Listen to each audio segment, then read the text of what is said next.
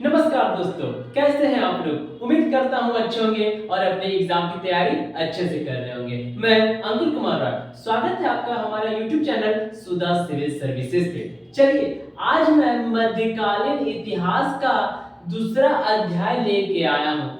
पहला अध्याय में मैंने बताया था इस्लाम धर्म के उदय के बारे में, जिसमें से आप लोग को पता होगा कि इस्लाम धर्म का उदय कहाँ हुआ है। तो इस्लाम धर्म की जो उदय हुई थी वो सऊदी अरबिया में हुई थी। ठीक है, मक्का मदीना में हजरत मोहम्मद पैगंबर इनके संस्थापक होते हैं, इनके दामाद, इनके बेटी, उसके बाद उनके नाती, उनकी पत्नी, उनकी माँ, उनके चचा अबू तालिब, रमजान का पवित्र दिन, ये सारा हम लोग क्लियर कर चुके हैं। अगर बोलने का मतलब अगर हम कहें तो इस्लाम धर्म को हम लोग देख चुके हैं, यानी इस्लाम धर्म की उदय को हम लोग पिछले लेक्चर में अध्याय 1 में देख चुके थे। आज का जो हम लोग का मुख्य मुद्दा होगा बच्चों, वो क्या होगा? तो सर वो होगा कि जब सऊदी अरबिया में यानी दुनिया लेवल पे जब इस्लाम धर्म का उदय हुआ था, उस समय हमारे भारत की स्थिति कैसी थी, और जब हमारे भारत में जब इस्लाम धर्म आया, यानी पहली बार जब मुस्लिम आक्रमणकारी आया, यानी मोहम्मद बिन कासिम का नाम पहले हम ले चुके हैं रे बाबू इस्लाम धर्म में, कि उमैयद खलीफा के जो होता है सेनापति मोहम्मद बिन कासिम, वही मोहम्मद बिन कासिम अभी 712 ईस्वी में हमारा भारत में आई तो और आक्रमण करता, और यहीं से तो शुरू हो जाए तो कौन सी? तो सर यहीं से मेरा शुरू हो जाएगा मध्यकालीन भारत। हम लोग पिछले 2 लेक्चर में इस्लाम धर्म की उदय को देख लिए थे। अब इस्लाम को समझना भी जरूरी था। अब क्या होगा ना, सऊदी अरबिया में जब इसका जन्म होता है इस्लाम धर्म का, वही अरब आक्रमणकारी भारत में आता है। क्लियर है? चलो अब हम समझने का कोशिश करेंगे। टॉपिक का नाम है भारत पे अरब आक्रमण। यहां तक कोई दिक्कत? तो कोई दिक्कत नहीं होता है। अब देखो क्या किया जाता है, समझने का कोशिश करना। हम लोग मध्यकालीन भारत को पढ़ रहे हैं। अब मध्यकालीन के भारत को अगर हम पढ़ रहे हैं बाबू, तो देखना मध्यकालीन से पहले प्राचीन भारत अगर आप लोग को पढ़ाएंगे, हमें पढ़ेगा, टेंशन ना ले।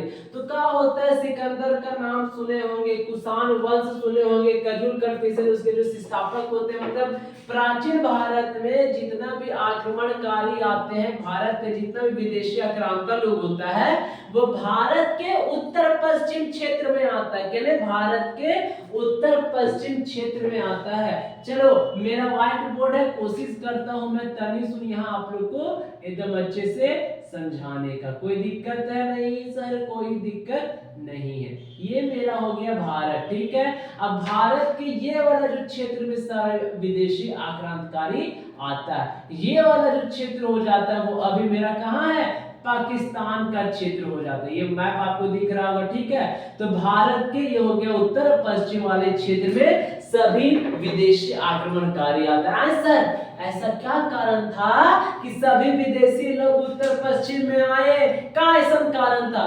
तो बाबू रे उस समय समुद्री मार्ग की खोज नहीं हुई थी।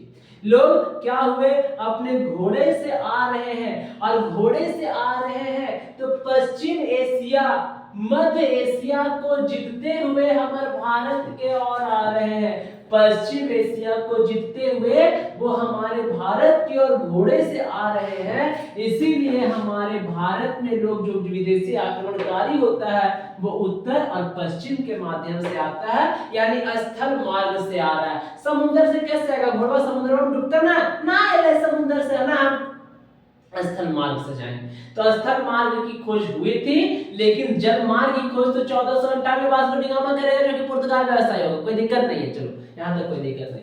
अब क्या होता है याद रखना। अब हम प्राचीन भारत की बात ना करके अब हम आ जाते हैं अपने आज का टॉपिक पे, जिसमें से भारत पर अरब आक्रमण होता है। याद रखना ये भारत आने से पहले क्या होता है, मोहम्मद बिन कासिम क्या करते हैं, पश्चिम एशिया का क्षेत्र, सीरिया का क्षेत्र, इराक का क्षेत्र, टर्की का क्षेत्र और पर्सिया का क्षेत्र, इतना ज्यादा जो क्षेत्र है, ये सब जो देश है ना, उस पे अरब लोग क्या करते हैं, अपना वर्चस्व को स्थापित कर लेते हैं। भारत आए से पहले वो लोग क्या करवाला, तो भारत आने से पहले वो लोग इराक को जीत लिया, तुर्की को, टर्की को जीत लिया, पर्सिया को जीत लेता है, पश्चिम एशिया को जीत लेता है, सीरिया को जीत लेता है। मतलब ये सब जो देश है ना, उस सब पर विजय हासिल करते हुए कहां बढ़ रहा है, भारत की ओर।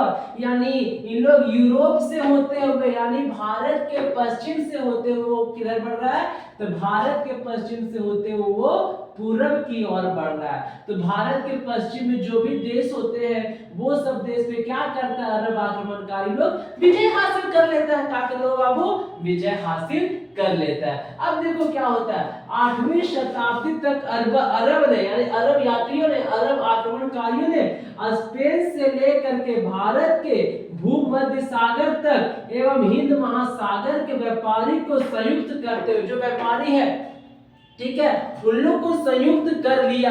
यानी अब देखो ये जो व्यापारी है ना, स्पेन से लेकर के भारत भूमध्य, इन लोग समुद्र से व्यापार करता है, लेकिन इन लोग को समुद्र के रास्ते हुए, समुद्र के रास्ता होते हुए भारत की जानकारी इन लोग को नहीं है। ठीक है, यानी पश्चिम एशिया से दक्षिण एशिया से जाने के लिए इन लोग को अभी तक जानकारी का पता नहीं हुआ है। तो अरब लोग क्या करता है, भूमध्य सागर वाला लोग से, हिंद महासागर वाले लोग के जो भी व्यापार होते हैं, सबको अपने साथ ले लेते हैं और एक मजबूत सेना बनाती है। काहे भारत कमजोर समझी थी, तो ये भारत इतने कमजोर है कि जब पटक से लूट के लिया नहीं।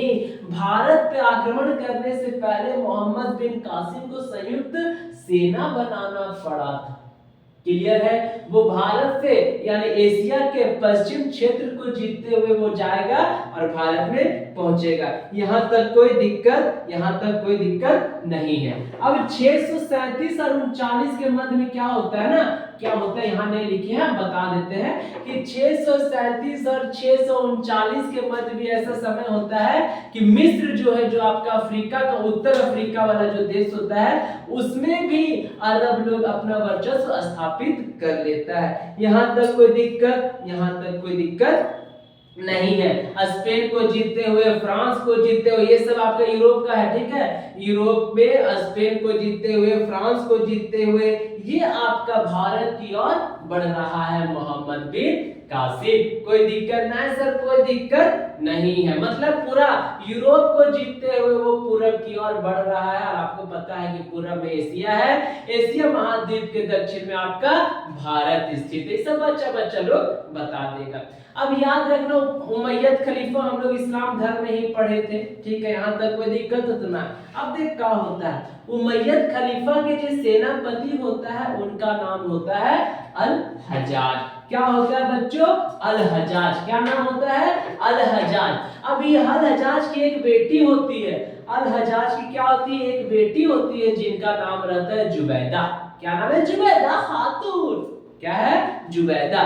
ठीक है, अब ये जुबैदा को जब पता चलता है कि उनके पापा कौन, अल हजाज, उनके पापा अपने दामाद को भारत भेज रहे, काहे भेज रहे हैं, तो आक्रमण करने के लिए भेज रहे हैं और अरब साम्राज्य का विस्तार करने के लिए भेजेंगे और इस्लाम धर्म के प्रचार प्रसार करने के लिए। जब उनके बाप यानी जुबैदा के बाप जब भेज रहा है मोहम्मद बिन कासिम को, तो मोहम्मद बिन कासिम जाता है पत्नी पास, आजी नहीं सुनती हो, कावा जी, तो ससुर जी हमको भेज रहे हैं भारत। कहा जी, तो आक्रमण करने के लिए भेज रहे, धन दौलत लूटने के लिए भेज रहे, अपना इस्लाम धर्म का प्रचार प्रसार करने के लिए भेज रहे, सच में भेज रहे हैं। हाँ, गला मैया पापा पास, हाँ जी बाबूजी का होला, तो हमें दुल्हवा के भेजे थे भारत। हाँ जाते हैं, क्या होता है, कमाते कुछ ले कहते, सुनिए भारत बहुत धनी देश है, जाते लूट के थे, क्या होते दिक्कत, तो अगर कुछ हो जाता तब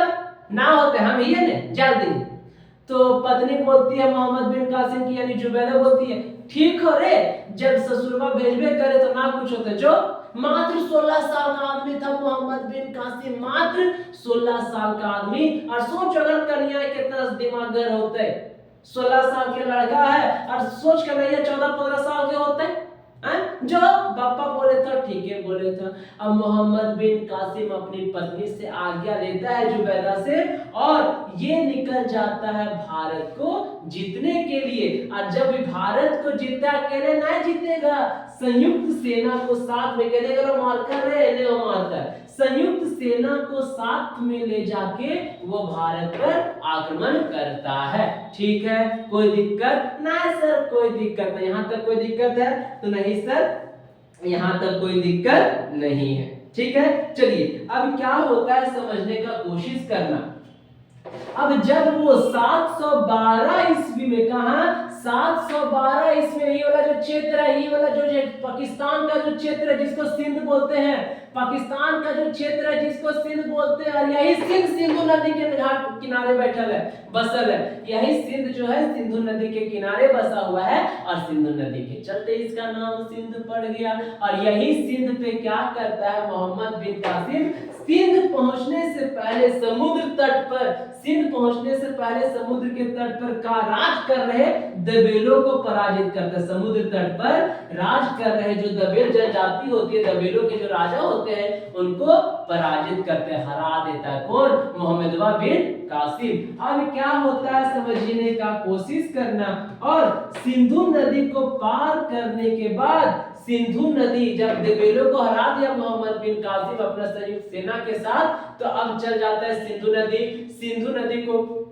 पार करता है, सिंधु नदी को पार कर देना। अब हम बोलेंगे सर आप तो बोले कि घोड़ा सा आ रहा है, अब ये सिंधु नदी पार कर रहा है, तो रास्ता तो जरूर बना है ना, रास्ता तो जरूर बना है। आज नदी के ऊपर पुल होगा ने, हाँ नदी के ऊपर पुल होगा, तो पुल होते हुए जब आ रहा है तो याद रखना, जैसे सिंधु नदी पार करता है तो पंजाब में एक जगह पड़ता है जिसका नाम रहता है रेवाड़।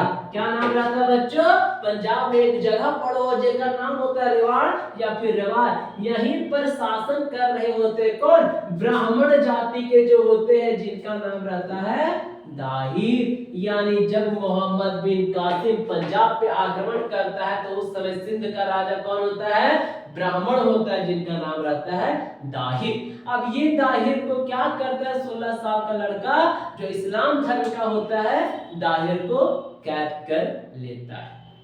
दाहिर को क्या करता है? दाहिर पर आक्रमण किया और उसे पराजित कर देता है, यानी हरा देता है।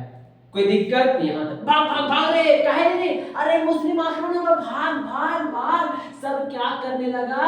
अरब के डर से, मुस्लिम आक्रमण के डर से सारे लोग भागना शुरू कर दिए। अब जब सारे लोग भागना शुरू कर दिए ना, तो जो धराया, जितने आदमी लोग धराए, जितना सैनिक लोग धराया दाहिर के सेना लोग, सबका गर्दन हलाल कर दिया, यानी कत्ले आम करना शुरू कर देते हैं। कौन? आपका मोहम्मद बिन कासिम। दाहिर का जो भी सेना होता है, जो भी धरा जाता है, सबका कत्ले आम करना शुरू कर देता है। यहाँ तक कोई दिक्कत नहीं होता है। जब सेना को मारना शुरू कर देता है तो क्या होता है? इसको जो हराया इसको भी पकड़ के क्या करता है?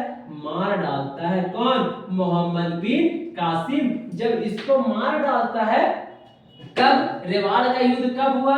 तो 20 जून 712 ईस्वी को हुआ। किसके किसके बीच में हुआ? तो मोहम्मद बिन कासिम और सिंध के राजा दाहिर के साथ। कौन सा युद्ध? तो जिसे हम लोग रेवाड़ का युद्ध या राबर का युद्ध करते हैं। मर गया राजा, खाली हो गया सेना। राजा की बहुत सुंदर बेटी थी, ओहो, राजा की बहुत सुंदर बेटी थी। गोरे रंग पे ना इतना गुमान कर, गोरा रंग 2 दिन में ढल जाएगा। ये गाना गाते गाते मोहम्मद बिन कासिम जाता है और उनकी दोनों बेटी, दाहिर की दोनों बेटी सूर्या और परिमल को क्या करता है? कैद कर लेता है। सूर्या और परिमल को ये मोहम्मद बिन कासिम क्या करता है? कैद कर लेता है और अपने पास रखता है। यहाँ तक कोई दिक्कत है? बाप मरा गया, सैनिक खाली हो गया, उसका जगह मोहम्मद बिन कासिम ले लिया, सिंध वाला क्षेत्र मोहम्मद बिन कासिम जीत लिया और दोनों सुंदर लड़की को क्या किया? गिरफ्तार कर लिया, कैद कर लिया। ठीक है, अब ये सारा जानकारी पहुंचता है अल हजाज को कि हाँ वो अपने सिंध पे विजय हासिल कर चुका होता है। अब देखो अल हजाज का दामाद मोहम्मद बिन कासिम सोचा क्या कि हम अपने ससुर को अगर सुंदर लड़कियां भेंट करेंगे तो मेरा ससुर गदगद हो जाएगा, मेरा ससुर खुश हो जाएगा। जिसके कारण मोहम्मद बिन कासिम क्या करता है, सूर्या और परिमल को उनके पास भेज देता है। बहुत अच्छा, यहाँ तक कोई दिक्कत नहीं होता। उनको भेजने के बाद मोहम्मद बिन कासिम क्या करता है, दाहिर को मार देता है, दाहिर वाला क्षेत्र को हथिया देता है। उसके बाद दाहिर का एक जो बेटा होता है जिसका शासन मकरान में जिसका शासन मकरान में होता है, ठीक है, हाँ मकरान में होता है, तो वही मकरान के तर्ज पर जिसको हम लोग बोल सकते हैं उसका शासन मुल्तान, हम मान के चलिए ना, मुल्तान पे उनका बेटा, हाँ माना क्या वही लिखा हुआ है, मुल्तान पे उनका बेटा रहता है जिनका नाम रहता है ब्राह्मणवाद, पूरा कट्टर ब्राह्मण होता है जिसका नाम होता है जयसिंह। अब ये जयसिंह को भी हरा देता है और मुल्तान पे भी अपना अधिकार कर लेता है। कौन, मोहम्मद बिन कासिम। उन्हें बेटी भेज दल को, इन्हें ओकर भाई के भी हरा दल को और मुल्तान पे अपना कब्जा कर लेता है। और मुल्तान में जानू ही ओकरा बहुत सारा सोना चांदी मिलता है रे दोस्त, ए गाइस, इतना सोना चांदी मिलता है गाइस रे कि वो पगला जाता है और मुल्तान का नाम बदल के क्या कर देता है, मुल्तान का नाम बदल कर उसे स्वर्ण नगर कर देता है। रे बाबू, इतना सोना वगैरह मिल गया, गदगद हो गया है, मत करो मुझसे इतनी मोहब्बत देव, तड़पोगे, बेवजह तकलीफ होगी तुम्हें, मत करो इतनी मोहब्बत। ये बोलता है कि मैं मोहब्बत करना चाहता हूँ और क्या करता है, मोहब्बत करके 713 में मोहम्मद बिन कासिम मुल्तान का नाम बदल के स्वर्ण नगर रख देता है। ठीक है, अब देखो क्या होता है, ओकर बेटी जब चल जाती है सूर्या और परिमल तो बोलती है रे एक दिमाग लगाओ यो का, मोहम्मद बिन कासिम हमसे मोहब्बत किया, अब मेरा बाप को मार दिया, अब हम लोग क्या करते हैं, दोनों भाई मिलके ओकरा फंसा देते हैं। यही सूर्या और परिमल जाके बोलती है, काजी हजाज साहब, राजा साहब, मुल्तान साहब, सुल्तान साहब, क्या हाल चाल है, सुलेमान साहब, सब सही है। देखो ये जो तुम्हारा दामाद जो मोहम्मद बिन कासिम है ना, मोहम्मद बिन कासिम, वो हमको पहले रखा, बहुत दिन तक हमको वहां रख लिया, उसके बाद आपके सामने हमको परोसा है, फिर हमको अपने पास रखा, ओकर बाद तोर पास हमरा भेजल को है। इस सोन के बोलता नहीं, ये कैसे हो सकता है, मेरा दामाद मेरे साथ विश्वासघात कर लिया, पहले इस दोनों लड़की को अपने पास रख के फिर मेरे पास भेज दिया, इतना गिरा हुआ मुझे समझता, बुला रे, फोन कर, बुला मोहम्मद बिन कासिम, बुला करा।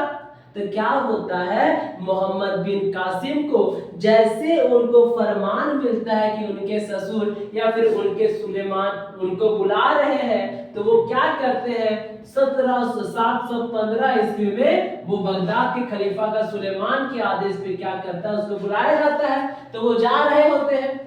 जब हजाज उसको बुलाता है तो वो जा रहे होते हैं, तब याद रखना उसी समय इराक की जो राजधानी होती है बगदाद के जो खलीफा होते हैं जिनका नाम रहता है सुलेमान। ठीक है, अब देख इराक और ईरान, ठीक है, अब इराक और ईरान ये दोनों दोस्त है भैया, इराक भी है और ईरान भी है। तो अब सब जीतते आया कौन, मोहम्मद बिन कासिम। तो कहीं ना कहीं इराक का कोई राजा होगा, इराक उस समय देखो सब अपना अपना जो क्षेत्र था अपने अपने राज्य में बैठा हुआ था, सबका अपना अपना क्षेत्र था। जैसे आपका भारत आजाद हो गया 1947 के बाद, तो भारत में आजाद होने के बाद तो भारत में राजा रजवाड़ा लोग अपना अपना क्षेत्र में था ना, वो बात अलग था कि हैदराबाद को गोली डंडा लाठी से मार के भारत में मिलाया गया, मिलाया गया ना हैदराबाद के निजाम को। तो सेम कंडीशन था कि जब अरब लोग जब इराक पे अपना वर्चस्व स्थापित कर लिया था, उस समय इराक का राजा था सुलेमान, और वही सुलेमान धरा गया, सुलेमान धर लिया क्या, मोहम्मद बिन कासिम को। और 715 ईस्वी में मोहम्मद बिन कासिम की मृत्यु कर दी जाती है, किसके आदेश पे, सुलेमान, इराक के राजा जो होते सुलेमान। और याद रखना उस समय इराक अरब के अधीन था। ये थी आपकी मोहम्मद बिन कासिम की कहानी। भारत पर ना कि सिर्फ मोहम्मद बिन कासिम के बारे में बताएं। यहाँ तक कोई दिक्कत है? 713 ईस्वी में मुल्तान को जीत के उसका नाम स्वर्ण नगर रखा कौन? मोहम्मद बिन कासिम। एग्जाम के लिए यही सब इंपॉर्टेंट है गाइस रे, यही सब तो इनके एग्जाम में पूछता। रेवाड़ का युद्ध किसके किसके बीच हुआ? मुल्तान का नाम स्वर्ण नगर किसने रखा, कब रखा? मोहम्मद बिन कासिम की पत्नी का नाम क्या? जुबैदा खातून। क्या नाम है? जुबैदा खातून। किसकी पत्नी? तो सर एमबीके मोहम्मद बिन कासिम की पत्नी। इसका बाप कौन? अल हजाज। कौन? अल हजाज। और यही अल हजाज अपने दामाद को भेजा था कि जो जाके वहां आक्रमण करी हो। तो इन्हीं के परमिशन से यही आपका कहानी हो जाता है मोहम्मद बिन कासिम का। और याद रखना, मोहम्मद बिन कासिम 2 वर्षों तक भारत में शासन कर पाता है, मात्र 2 वर्षों तक। 712 में आता है, 714 तक रहता है, 715 में वो मारा जाता है। ठीक है। अब देखो कहा जाता है क्या कि कहा क्या इतिहास बताता है कि भारत में जजिया कर लगाने वाला, भारत में जजिया कर लगाने इंगड़ा लेकर देखो, भारत में जजिया कर लगाने वाला पहला मुस्लिम कौन था या फिर पहला शासक कौन था? तो सर भारत में जजिया कर जो लगाया गया था, कहने लिख दे, छोटा मेरा बोर्डे है तो देखो यहां लिख देते हैं भारत में जजिया कर। दिख रहा है दोस्तों? हाँ सर, जजिया कर लगाने वाला कौन था? मोहम्मद बिन कासिम पहली बार। कहां लगाया था? तो जहां ये आक्रमण किया था, कहां किया था? सिंध पर।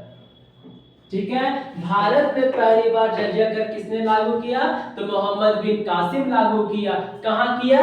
तो सिंध प्रांत में किया। और भारत में दिनार नामक मुद्राएं, भारत में दिनार नामक मुद्राएं, स्वर्ण मुद्राएं भी कहां चलाया गया? सिंध पे ही चलाया गया, जो कि मोहम्मद बिन कासिम चलाए थे। यही थी आपकी मोहम्मद बिन कासिम की कहानी। जब पता चला इसकी पत्नी को कि मेरा पति मर गया, हगे मर गया, काहे मर गए लगे बाबूजी, काहे लोकरा भेज दी हर बाबूजी, हमर पति को मरवा देली बाबूजी।